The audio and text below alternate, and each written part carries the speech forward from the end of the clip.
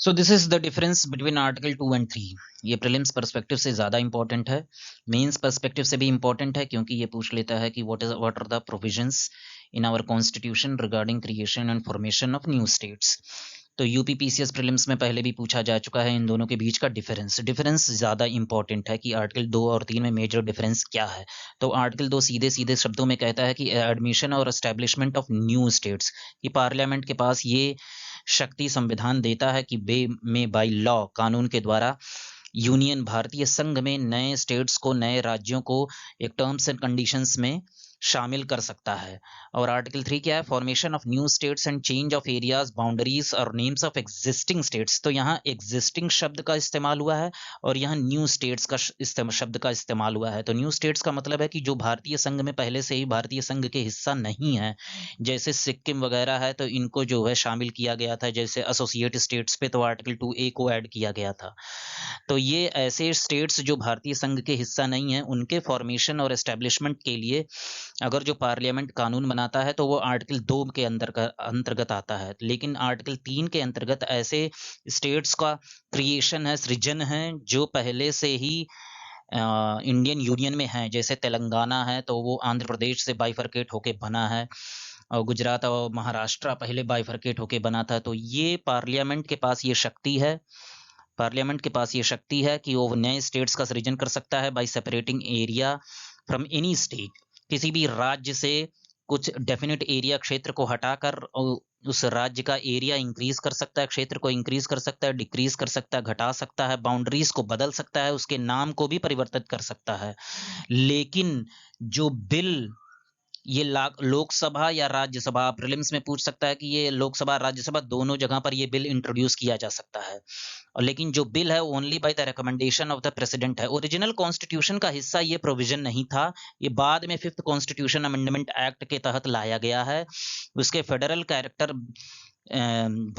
जो हमारा type of polity है वो फेडरलिज्म है, वो फेडरल कैरेक्टर को बरकरार करने के लिए इस प्रोविजन को बाद में संविधान कॉन्स्टिट्यूशनल अमेंडमेंट के द्वारा इस प्रोविजन को ऐड किया गया कि जो बिल होगा वो प्रेसिडेंट के रिकमेंडेशन से ही लोकसभा या राज्यसभा भी इंट्रोड्यूस होगा, और प्रेसिडेंट उस बिल को पहले ही स्टेट लेजिस्लेचर के पास उसके व्यूज के एक्सप्रेशन के लिए, उसके व्यूज, उसकी राय जानने के लिए उस स्टेट के लेजिस्लेचर के पास भेजेगा कि आप अपनी राय दें with in definite time period.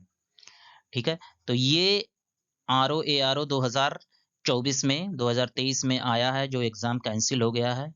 इसके 2 स्टेटमेंट्स दिए थे, और जो प्रेसिडेंट है वो not bound by the views of the state legislature है। तो सीधा सीधा शब्द है कि प्रेसिडेंट जो है उसकी राय से बाध्य नहीं है। तो आर्टिकल 2 और 3 में ये अंतर है कि आर्टिकल 2 न्यू स्टेट्स की बात कर सकता है, ऐसे स्टेट्स जो यूनियन ऑफ इंडिया का हिस्सा नहीं है। आर्टिकल 3 एग्जिस्टिंग स्टेट्स के जो है अल्टरेशन, उसके change of area, name, boundary, settlement, ये सब, इन सब की बातें करता है, वो आर्टिकल 3 है।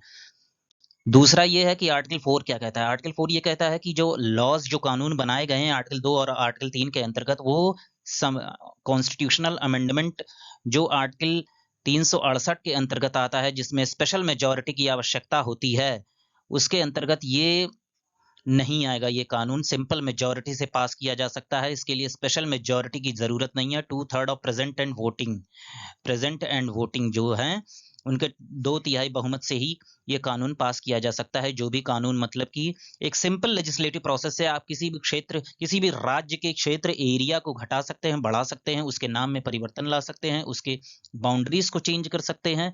तो इसीलिए कहा गया है कि इंडियन जो फेडरेशन है वो indestructible union of destructible states है।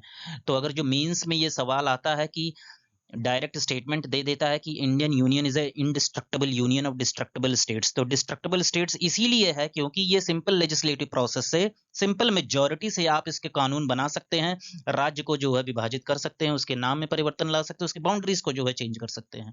दूसरा, ये सुप्रीम कोर्ट के 2 जजमेंट्स हैं। बेरीबरी यूनियन में आया था 1960 में, कि अगर जो इंडियन टेरिटरी फॉरेन नेशन को दिया जाता है, सपोज बांग्लादेश, पाकिस्तान, किसी को भी, तो वो सिंपल लेजिस्लेटिव प्रोसेस से नहीं होगा। वो उसके लिए आपको अंडर आर्टिकल 368 के तहत, स्पेशल मेजॉरिटी के तहत, संविधान के अनुच्छेद को जो है बदलना होगा, 1st और 4th शेड्यूल को।